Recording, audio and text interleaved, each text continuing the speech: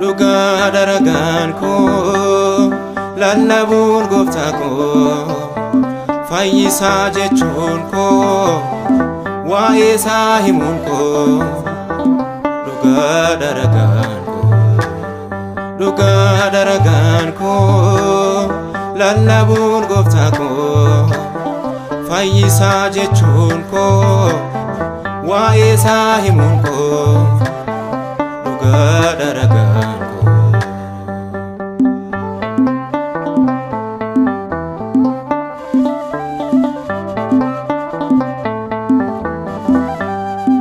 Gamaliel jala taa'ee kan barate Phaawulos ni himee kan argee hubate maqaa gooftaaf jecha hedduu ari'atame Yesus gooftaadha jecha ajjeefame. Dhugaa daragaan koo lallabuun gooftaa koo fayyisaa jechuun koo waa'ee isaa himuun koo. Dhugaa daragaan koo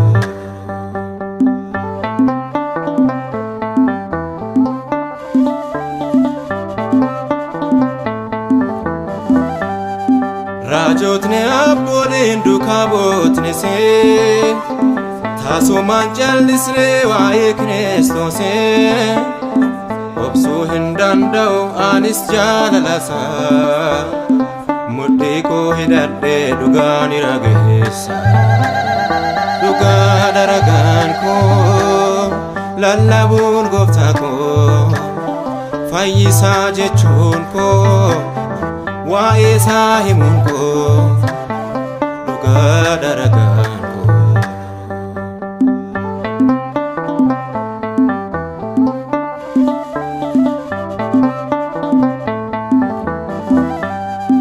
hammam doorsifamus tajaajilaan gooftaa wangeelliin dhaabatu hundaan ni mo'ata. Phexros Yohannisiin hafuuraan ta'anii waa'ee Naazreeticha addunyaaf labsanii. Dhugaa daragaan koo lallabuun gooftaa koo fayyisaa jechuun koo waa'ee isaa himuun koo. Dhugaa daragaan koo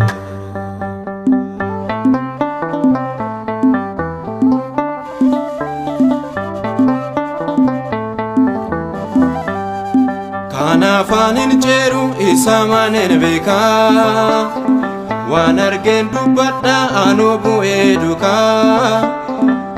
Yesus gooftaadha gooftaa bara bara siquu hin danda'u dhugaa wangeelarra.